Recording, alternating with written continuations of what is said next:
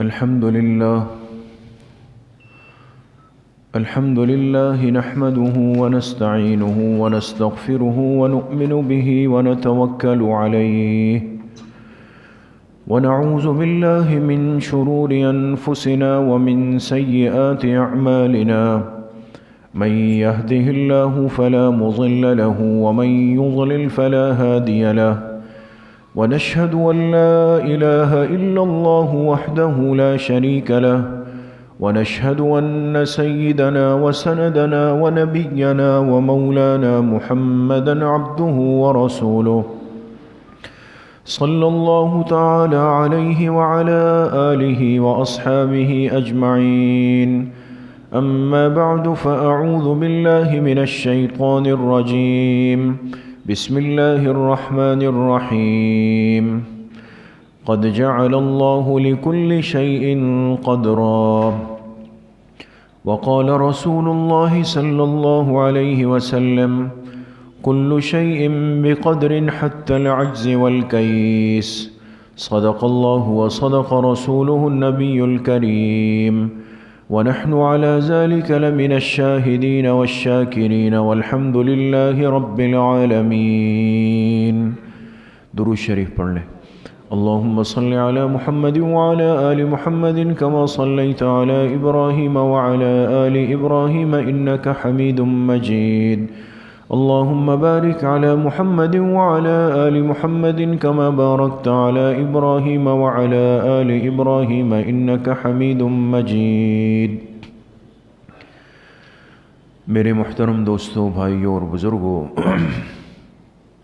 اللہ سبحانہ و تعالیٰ کا ہم سب پر بہت بڑا کرم اور احسان ہے کہ ہمیں ایمان کی نعمت سے، دین اسلام کی نعمت سے اور جناب نبی کریم صلی اللہ علیہ وسلم کی امتی ہونے کی حیثیت سے اللہ نے پیدا فرمایا ہے.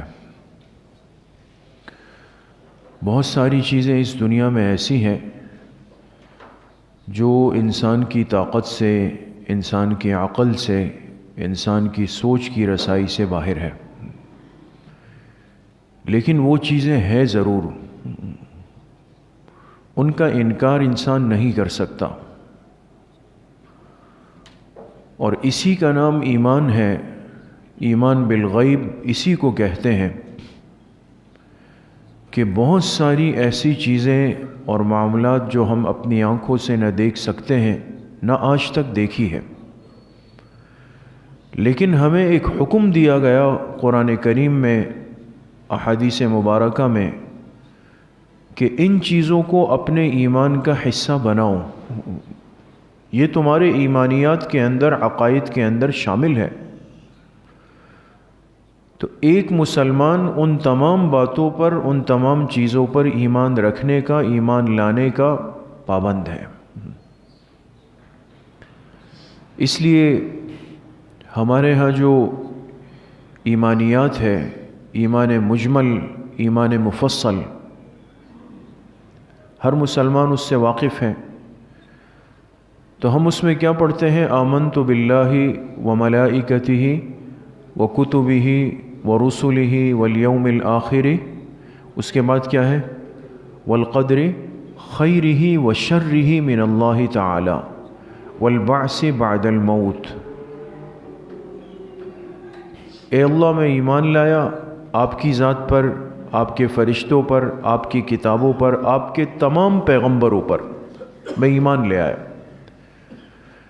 اور آگے انسان کہتا ہے، یہ مسلمان کہتا ہے، والقدر خیرہ وشرہ، اور اے اللہ، آپ کی طرف سے جو تقدیر ہے، چاہے وہ خیر کی ہے، چاہے وہ شر کی ہے، اچھی ہے، بری ہے، اس تقدیر پر بھی میں ایمان لے آیا. تو تقدیر پر مسلمان ایمان لاتا ہے تو اس کا ایمان مکمل ہوا ہے. لیکن یہ تقدیر ہے کیا؟ اور اس تقدیر کا مطلب کیا ہے؟ اس کا ایک انسان کی زندگی سے کیا تعلق ہے؟ ہر مسلمان اس تقدیر کی اہمیت سے اچھی طرح واقف ہے. کافر کو نہ ہو، جو اللہ پر ایمان نہیں رکھتا، آخرت پر ایمان نہیں رکھتا، اس کے نزدیک تقدیر کے عقیدے کی کوئی حیثیت نہیں ہے۔ لیکن ایک مسلمان کے ہاں تقدیر کا معاملہ نہایت اہم معاملہ ہے، اور جب تک انسان اس پر ایمان نہ لائے اس کا ایمان مکمل بھی نہیں ہے۔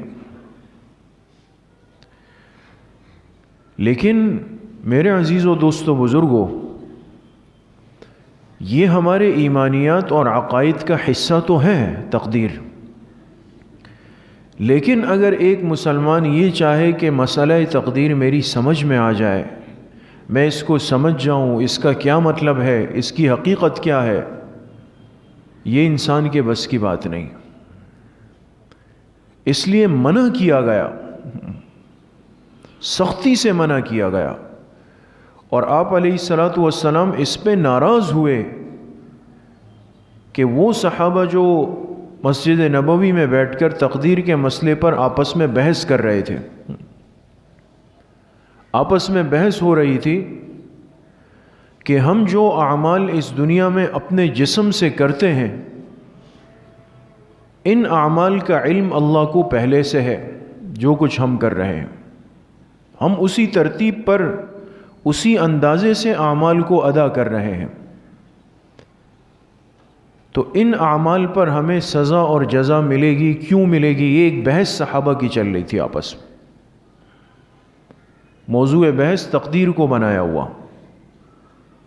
آپ علیہ الصلاۃ والسلام حجرہ مبارکہ میں سن رہے تھے، آپ باہر تشریف لائے اور اتنے شدید غصے میں آئے کہ صحابہ فرماتے ہیں کہ گویا آپ کے رخسار مبارک میں انگور کے دانے نچوڑ دیے گئے، سرخ بالکل غضب اور غصے میں، اور فرمائے تم سے پچھلی امتیں اسی لیے ہلاک ہوئی کہ انہوں نے تقدیر کے مسائل میں بحث شروع کی، تم انہی کے راستے پر چل کر ہلاک ہونا چاہتے ہو؟ ناراض ہو گئے۔ بس کہہ دو کہ آمنت باللہ وملائکتہ وکتبہ ورسلہ والیوم الآخر والقدر خیرہ وشرہ من اللہ تعالی والبعث بعد الموت۔ تم ایمان لانے کے مکلف ہو، تم اس مسئلے کو سمجھ نہیں سکتے۔ تو اس بارے میں منع کیا گیا امت کو کہ وہ تقدیر کے مسئلے پر آپس میں الجھے نہیں، بحث نہ کرے، اس کی تفصیلات میں نہ جائے، اس لیے کہ یہ انسان کے عقل سے وراء الورا ہے، اوپر کی چیزیں۔ لیکن آج چونکہ فتنوں کا یہ ماحول ہے، فتنوں کا دور دورہ ہے، بہت ساری ایسی چیزیں جو ممنوع ہے، جو انسانی عقل سے اوپر کی ہے، اور ایک مسلمان کو اس میں بحث کرنے سے منع کیا گیا، وہ چیزیں ہمارے زیر بحث آ جاتی ہے، اور اس میں انسان گھنٹوں لگ کر وقت کے برباد ہونے کے ساتھ ساتھ اپنے ایمان کو بہت کمزور کر کے وہاں سے اٹھتا ہے، اس لیے کہ مسئلہ ہے نازک۔ تو تقدیر کا مسئلہ ہے، روح کا مسئلہ ہے، ان مسائل میں بات چیت کرنے سے سختی کے ساتھ یہ منع کیا گیا۔ بعض لوگ جب فارغ ہو جاتے ہیں، ریٹائرڈ ہو جاتے ہیں، تو ظاہر سی بات ہے اب کوئی کام نہیں رہتا، تو وہ چاہتے ہیں کہ بھئی ہم اپنے لیے کوئی مصروفیت، کوئی ایکٹیویٹی دیکھ لیں، تو کتابوں کا مطالعہ کرتے ہیں، بہت اچھی بات ہے، لیکن ہر کتاب اس قابل نہیں ہوتی کہ جو انسان اس کو مطالعہ کر لے۔ بعض چیزیں انسان کو ناقابل تلافی نقصان دے دیتی، اور اچھے خاصے لوگ اس میں پریشان ہو کر اپنے ایمان کو کمزور کر لیتے ہیں، اور بعض دفعہ ایمان سے ہاتھ دھو بیٹھتے ہیں۔ تو یہ مسئلہ ہے تقدیر کا، ہم مکلف ہیں اس بات کے کہ ہم اس پر ایمان لائیں۔ باقی تقدیر کس کو کہتے ہیں اور اس پر ایمان لانا کس کیفیت کے ساتھ ہے، میں بالکل مختصراً آپ سے احادیث مبارکہ کی روشنی میں چند باتیں اس نسبت سے عرض کر رہا ہوں، لیکن اس کو بہت توجہ کے ساتھ، غور کے ساتھ سننے کی ضرورت ہے۔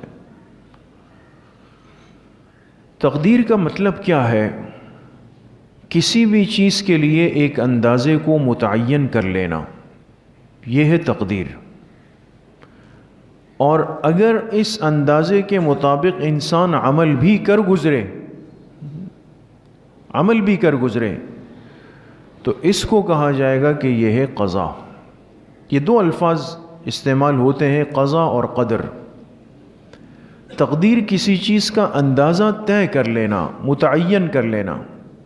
آپ کو ایک سادہ سی آسان سی مثال دوں، جیسے ایک آدمی اپنے ذہن میں اندازہ بنائے کہ جی میرے آج 100 مہمان آنے والے ہیں، 100 مہمان آئیں گے، ان کے لیے رات کے کھانے کا انتظام کرنا ہے۔ 100 افراد کے لیے کتنے چاول چاہیے؟ یہ تو آج تک دنیا میں ایسا انسان یا مشین نہیں بنی جو یہ بتائے کہ انسان اتنے لقمے لیتا ہے۔ اللہ نے انسان کے مزاج میں، طبیعت میں فرق رکھا ہے۔ تو ہمارے ہاں جتنے معاملات اور تقریبات ہوتی ہے، آپ حضرات زیادہ جانتے ہیں، یہ سب اندازوں پہ نہیں چل رہا کہ بھئی 600 افراد کے لیے کتنا ہے اور 800 کے لیے کتنا ہے۔ انسان ایک ذہن کو قریب کر کے اندازہ لگا رہا ہوتا ہے۔ اب ایک اندازہ متعین کر دیا اس آدمی نے، یہ ایک مثال دے رہا ہوں تاکہ تقدیر کے لیے آپ کا ذہن قریب آ جائے۔ اس نے کہا بھئی 100 آدمی ہے اور میرا ارادہ یہ ہے کہ میں چاول بناؤں، اور 10 افراد کے لیے 1 کلو چاول کافی ہوتے ہیں، ایک مثال دے رہا ہوں۔ تو 100 کے لیے کتنے کلو چاہیے ہوں گے؟ 10 کلو۔ اس نے ایک اندازہ لگا کر اس کو متعین کر دیا کہ میرے 100 مہمانوں کے لیے 10 کلو چاول کا انتظام کافی ہوگا۔ یہ گویا کیا کہلائے گا؟ یہ ایک تقدیر ہے۔ یہ سوچنے کے بعد پھر اس نے اپنے اس فیصلے پر عمل بھی کیا اور جا کے دکان سے خریدا، ہانڈی میں ڈالا، اس کو پکایا، رات کو تیار کر دیا، تو یہ کہلائے گا کہ تقدیر پہلے سوچی گئی، اس کے بعد اس پر فیصلہ ہو گیا، یہ کہلائے گا قضا۔ کچھ سمجھ میں آیا آپ حضرات کو؟ تو انسان جو پہلے اندازہ لگا لے، اس کو آپ سمجھے یہ تقدیر ہے، اور اس اندازے پر انسان عمل کر لے، یہ کہلائے گا کہ یہ کیا ہے؟ قضا ہے۔ قرآن کریم میں اللہ پاک نے دونوں چیزوں کا ذکر فرمایا ہے۔ پوری کائنات، اس کائنات کی ایک ایک چیز، ایک ایک ذرہ، ایک ایک پتا، ایک ایک ذرے کی حرکت، یہ سب اللہ پاک کے علم ازلی کے اندر ہے۔ اللہ نے اس کو متعین کر دیا، اس لیے فرمایا اِنَّا كُلَّ شَيْءٍ خَلَقْنَاهُ بِقَدَرٍ، ہر چیز کو ہم نے پیدا کیا اپنے اس متعین اندازے کے مطابق۔ متعین اندازہ، یہ تقدیر ہے۔ ہر چیز ایک تقدیر کے اندازے کے مطابق اس کائنات کے اندر پیدا ہو گئی، اس سے آگے پیچھے نہیں ہل سکتی۔ قَدْ جَعَلَ اللَّهُ لِكُلِّ شَيْءٍ قَدْرًا، ہر چیز کے لیے اللہ پاک نے ایک اندازہ متعین فرما کے اس کو پیدا فرمایا۔ وَعِندَهُ مَفَاتِحُ الْغَيْبِ لَا يَعْلَمُهَا إِلَّا هُوَ وَيَعْلَمُ مَا فِي الْبَرِّ وَالْبَحْرِ وَمَا تَسْقُطُ مِنْ وَرَقَةٍ إِلَّا يَعْلَمُهَا وَلَا حَبَّةٍ فِي ظُلُمَاتِ الْأَرْضِ وَلَا رَطْبٍ وَلَا يَابِسٍ إِلَّا فِي كِتَابٍ مُبِينٍ۔ اللہ پاک فرما رہے وَعِندَهُ مَفَاتِحُ الْغَيْبِ، پوشیدہ چیزوں کے خزانے کس کے پاس ہے؟ اللہ کے پاس۔ لا يعلمها الا هو، ان خزانوں کا علم سوائے اللہ کے ذات کے اور کسی کو نہیں ہے۔ وَيَعْلَمُ مَا فِي الْبَرِّ وَالْبَحْرِ، اور وہ ذات جانتی ہے جو کچھ تری میں ہے، جو کچھ خشکی میں ہے، جو پانی میں ہے، جو خشکی میں، اللہ جانتے ہیں۔ وَمَا تَسْقُطُ مِنْ وَرَقَةٍ، اور جو پتا ایک درخت سے گرتا ہے، الا يعلمها، مگر وہ کس ذات کے علم میں ہے؟ اللہ کے علم میں۔ ایک پتے کا گرنا اللہ کے علم میں۔ ولا رطب ولا یابس، کون سی چیز تر ہے، کون سی چیز خشک ہے، الا فی کتاب مبین، ان ساری چیزوں کا اندازہ اللہ پاک نے ایک واضح کتاب میں لکھ کر کے رکھا ہوا ہے۔ یہ تقدیر ہے دوستو، اسی کو تقدیر کہا جاتا ہے۔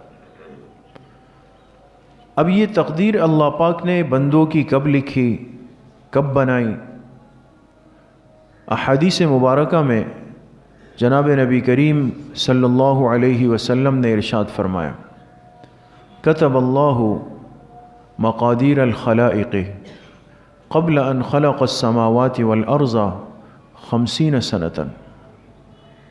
کتب اللہ مقادیر الخلائق، اللہ پاک نے تمام مخلوقات کی تقدیروں کو لکھ دیا اللہ پاک نے۔ کب؟ قبل ان خلق السماوات والارض 50 سنة، 500 سنة، جب آسمان اور زمین ابھی بنے نہیں تھے، آسمان اور زمین ابھی بنے نہیں تھے، 50,000 سنة، تو آسمان اور زمین کے پیدا کرنے سے اللہ پاک نے 50,000 سال پہلے انسانوں کی تقدیر لکھی۔ ابھی دنیا کائنات کا نظام بنا ہی نہیں ہے، انسان کب آئے گا؟ اس کا تو وجود نہیں تھا۔ آسمان و زمین کی پیدائش سے کتنے سال پہلے؟ 50,000 سال پہلے اللہ فرما رہے کتب اللہ مقادیر الخلائق، ہم نے تمام مخلوقات کی تقدیروں کو لکھ کر کے رکھ دیا تھا کہ یہ انسان اس ترتیب پر زندگی گزارے گا، ہر انسان کے اعمال کیا ہوں گے، یہ کیسے رہے گا، اس کا انجام کیا ہوگا، یہ ساری چیزیں اللہ پاک نے لکھ کر رکھ دی۔ اب یہ ہماری زندگی کا ایک ایک لمحہ، ایک ایک ذرہ، ایک ایک حرکت، ایک ایک عمل، ایک ایک نیکی، ایک ایک گناہ، یہ سب چیزیں اللہ پاک کے علم ازلی میں ہے، اللہ کے علم میں ہے، ہماری تقدیر میں لکھی ہوئی ہے، اور اسی کے مطابق ہر انسان دنیا کے اندر زندگی گزار رہا ہے۔ اس حد تک ہم مکلف ہیں کہ ایک مسلمان اپنی اس تقدیر پر ایمان رکھے گا اور یہ کہے گا کہ اللہ نے جو میری تقدیر لکھی ہے، یا میری تقدیر میں اللہ پاک نے جو کچھ لکھا ہوا ہے، میری زندگی اسی پہ چل رہی ہے اور اسی پر میری زندگی کا اختتام ہوگا، اور میں اسی پر ہی ایمان رکھتا ہوں۔ ہم اس کے مکلف ہیں۔ لیکن میرے عزیز و دوستو بزرگوں، اگر کوئی انسان خدا نخواستہ اس بات پہ اپنا ذہن لگا لے کہ بھئی یہ ہر چیز اگر میری لکھی ہوئی ہے، متعین ہے، اور میں اسی اندازے کے اعتبار سے زندگی میں چل رہا ہوں، تو پھر میرا کیا ہے؟ پھر تو میں ایک مشین ہوں کہ جو بٹن دبانے پہ چلتی ہے اور بٹن بند کرنے پہ رک جاتی ہے۔ یہ جو خرابی انسان کو پڑتی ہے اور انسان کا عقیدہ خراب ہوتا ہے، کمزور ہوتا ہے، اور پھر بالآخر ختم ہوتا ہے۔ اس لیے جو منع کیا کہ اس مسئلے میں تفصیل میں گہرائی میں مت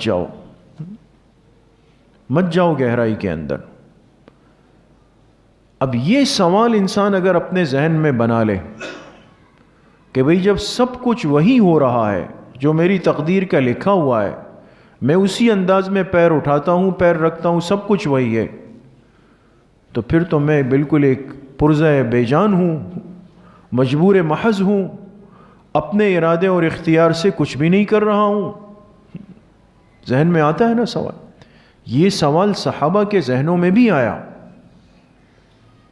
صحابہ کے ذہنوں میں بھی آیا۔ اس لیے ایک صحابی حضور علیہ الصلاۃ والتسلیم کی خدمت میں حاضر ہوئے اور فرمایا، اللہ کے رسول صلی اللہ علیہ وسلم، جب مجھے کرنا وہی ہے جو میری تقدیر کا لکھا ہوا ہے، تو پھر ہم اتنی محنت کیوں کر رہے ہیں کہ رات کو نماز کے لیے اٹھتے ہیں، دن میں میدان جہاد کی طرف بھاگتے ہیں؟ تو یہ ساری محنت ہم کیوں کر رہے ہیں جب کہ ہونا وہی ہے جو تقدیر کا لکھا ہوا ہے؟ آپ علیہ الصلاۃ والسلام نے فرمایا، اعملوا فکل میسر لما خلق لہ۔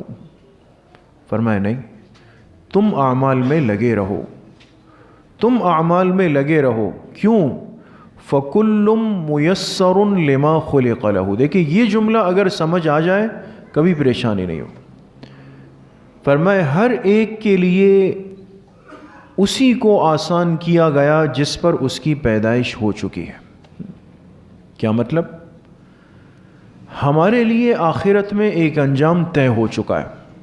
یہ تو ہمارا عقیدہ ہے نا کہ ہر انسان کا انجام اخروی، کہ یہ کہاں جائے گا، اس کا آخری ٹھکانہ کیا ہے، اور حساب کتاب سے گزر کے جائے گا بغیر حساب کتاب کے، یہ ساری چیزیں اللہ نے متعین کر دی، یہ تو طے شدہ ہے۔ لیکن انسان اپنی زندگی میں کیا ہے، وہی عمل کر رہا ہوگا جو اس کے آخرت کے انجام پر دلیل بن رہا ہوگا۔ اب مثال کے طور پہ ایک انسان دنیا میں نظر آئے، یہ صاحب اعمال ہے، نمازوں کے لیے بھاگ بھاگ کے آتا ہے، گناہوں سے بچتا ہے، بد نظری سے بچتا ہے، یہ ساری چیزیں کر رہا ہے، یہ اس بات کی دلیل ہے کہ اس کے لیے آخرت میں اللہ پاک نے اچھا انجام رکھا ہوا ہے۔ اور اگر ایک انسان گناہ کر رہا ہے، نافرمانی کر رہا ہے، اللہ کو ناراض کر رہا ہے، مخلوق خدا پہ ظلم کر رہا ہے، لوگوں کے حقوق مار رہا ہے، یہ سارے بدعمالیاں دلیل ہے کہ یہ اپنے آخرت کے انجام بد کی طرف جا رہا ہے۔ اس لیے آپ علیہ الصلاۃ والسلام نے فرمایا، تم بندوں کے دنیا کے اعمال تمہارے آخرت کے انجام پر دلیل ہے، تمہاری زندگیاں کن اعمال میں گزر رہی ہے۔ لہٰذا محض یہ کہہ کر کہ چونکہ تقدیر طے ہے، اللہ پاک نے طے کر دیا ہے انجام، لہٰذا ہم کیوں پھر عمل کریں، محنت کریں، نہیں، ہمارا یہ عمل ہمارے آخرت کے انجام پر اشارہ ہے، دلیل ہے کہ بھئی تم اپنے اسی انجام کی طرف جا رہے ہو۔ تو ایک طبقے نے کہا کہ بھئی جب سب چیزیں خود سے چل رہی ہے تو میری محنت سے اور اس سے کیا ہوگا؟ انہوں نے کہا انسان مجبور محض ہے، یہ خود سے کچھ بھی نہیں کر سکتا۔ اس فرقے کو جبریہ کہا گیا۔ ہماری کتابوں میں جو لکھا ہے، ایک فرقہ پیدا ہوا جس کا نام تھا جبریہ۔ جبریہ یعنی لفظ مجبور سے نکلا ہے۔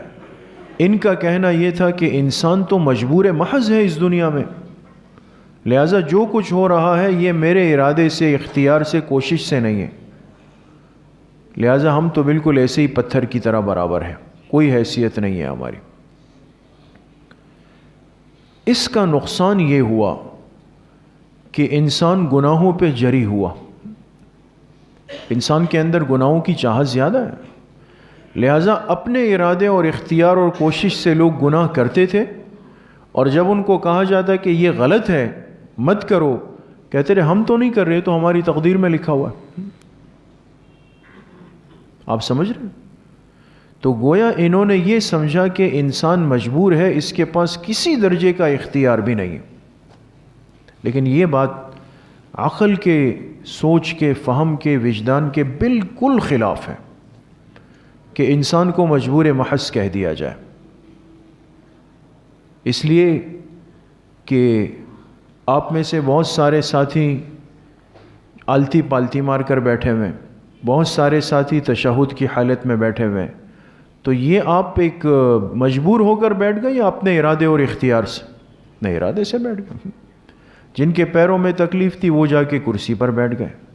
دیکھیں نا، ہمارا اٹھنا بیٹھنا ہلنا جلنا یہ تو خود ہمیں سمجھا رہا ہے کہ کسی نہ کسی درجے میں اس انسان کو اختیار تو دیا گیا، یہ مجبور محض تو نہیں ہے، اختیار ہے، لیکن وہ اختیار کلی نہیں، وہ محدود ہے۔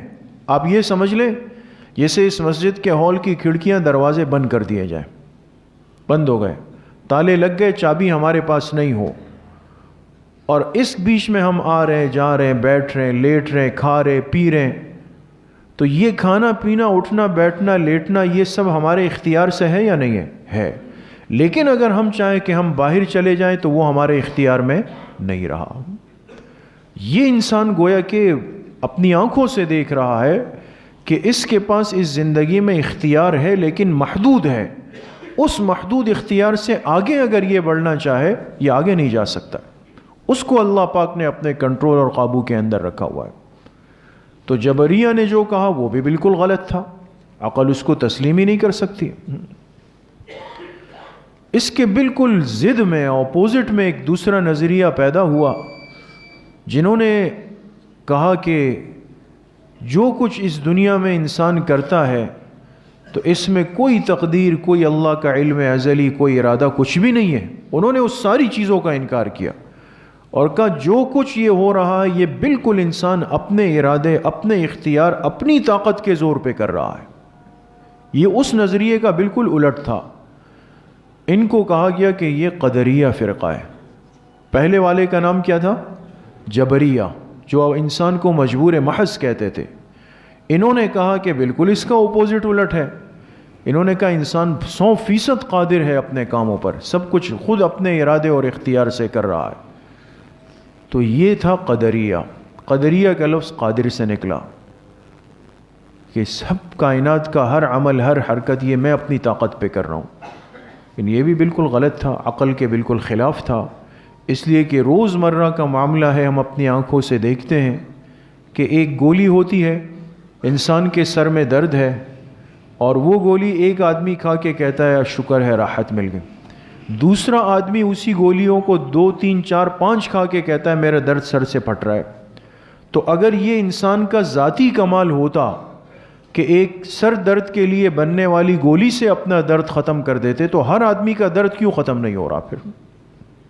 تو اللہ سمجھا رہے کہ تم اسباب اختیار کر لو، اس کے بعد بھی پیچھے کوئی ایسی طاقت ہے کہ جس کا حکم آئے گا تو وہ کام ہوگا، جس کا حکم نہ آئے تو وہ کام نہیں ہو سکتا. وہ بھی غلط ہو گیا. تو جبریہ بھی غلط گئے، قدریہ بھی غلط گئے، اور انہوں نے امت کو گمراہ کرنے کی پوری کوشش کی. اسی لیے میرے عزیز و دوستو بزرگوں یہ بات عرض کر رہا ہوں کہ احادیث میں حکم دیا گیا کہ بھئی اس تقدیر کے مسئلے میں، قضاء و قدر کے مسئلے میں تم بحث مت کرو. اعتدال والے راستے پر جو جمہور کا، امت مسلمہ کا، اہل سنت والجماعت کا عقیدہ ہے، وہ کیا دیا گیا کہ اس دنیا میں مسلمان تقدیر پر ایمان رکھے گا، ہم ایمان رکھیں گے. باقی جتنے اعمال انسان دنیا میں کر رہا ہے یہ انسان اپنے محدود اختیارات کے ساتھ کر رہا ہے. یہ بےکس، لاچار، مجبور پتھر کی طرح بے جان نہیں ہے. اس کے پاس اختیار ہے، عقل ہے، سوچ ہے، لیکن اس اختیار کو یہ استعمال ایک محدود دائرے میں کر سکتا ہے. اور اسی اختیار کی وجہ سے ہی میرے دوستو بزرگوں یاد رکھیں کہ آخرت میں ہم سے ہمارے اعمال کی پوچھ ہوگی. اگر تو ہمارے پاس اختیار ہی نہیں تھا، کچھ بھی نہیں تھا، تو پھر سوال تو اٹھے گا نا کہ قبر میں فرشتے کیوں مار رہے ہیں؟ پھر سوال تو اٹھے گا کہ اعمال کیوں تولے جا رہے ہیں؟ پھر سوال تو اٹھے گا کہ اللہ پاک کے سامنے پیشی کیوں ہوگی؟ تو اس مسئلے کی نازک اور باریک بینی کو اگر آپ دیکھیں کہ اگر اس میں انسان آگے جائے گا اس کو بہت ساری چیزوں کا انکار کرنا پڑے گا. قبر کے عذاب کا، آخرت کا، پل صراط کا، وزن اعمال کا، جنت جہنم کا، یہ ساری چیزیں اس کو اپنے عقیدے سے نکالنی پڑے گی. اس لیے میرے عزیزوں، دوستوں، بھائیوں، بزرگوں، عرض کرنے کا مقصد آپ حضرات سے اتنا ہے کہ ان فتنوں کے دور میں آج ان موضوعات کو اٹھایا جاتا ہے اور کچے ذہنوں کے سامنے، خالی ذہنوں کے سامنے، دین سے دور ذہنوں کے سامنے رکھ دیا جاتا ہے تاکہ یہ اس میں الجھ جائیں اور یہ جو ہمارے پاس کم از کم کلمہ طیبہ کے سہارے کا ایمان ہے یہ بھی رخصت ہو جائے. اس لیے ان ابحاث میں، ان باتوں میں کبھی نہ پڑیں. ہمارے ذمہ جو فرائض ہے، واجبات ہے، جن کے ہم مکلف اور پابند ہیں، اس درجے کا دین سیکھنا مسلمان کی ذمہ داری ہے. اس کو حاصل کریں، اس پر عمل کریں. باقی جو چیزیں مجمل ہے، مبہم ہے، ہمارے عقل سے اوپر کی ہے، اس پر ہم اپنا ایمان رکھیں گے. اللہ پاک مجھے بھی آپ سب کو صحیح عمل کی توفیق نصیب فرمائے. الحمدللہ رب العالمین، والصلاة والسلام على سید الانبیاء والمرسلین سیدنا و مولانا محمد وآلہ واصحابہ اجمعین. یا اللہ یا ارحم الراحمین، ہمارے صغیرہ کبیرہ، ظاہراً باطناً ہر طرح کے گناہوں کو معاف فرما دے. یا اللہ پوری امت کے گناہوں کو معاف فرما دے، اپنی رضا والی زندگی نصیب فرما دے. نفس اور شیطان کے وساوس سے ہماری حفاظت فرما دے. یا اللہ اپنی معصیت سے، اپنی نافرمانی سے، اپنی ناراضگی سے ہماری حفاظت فرما دے. حضور علیہ الصلاۃ والسلام کی صحیح اور سچی محبت نصیب فرما دے. جتنے بیمار گھروں میں ہیں، اسپتالوں میں ہیں، سب کو شفائے کامل عاجل نصیب فرما دے. جتنے پریشان حال ہیں، جس قسم کی پریشانیاں ہیں، یا اللہ سب کی پریشانیوں کو ختم فرما دے. جتنے مرحومین مرحومات دنیا سے جا چکے ہیں، سب کی مغفرت فرما دے. ہم سب کا خاتمہ بالایمان و بالخیر نصیب فرما دے.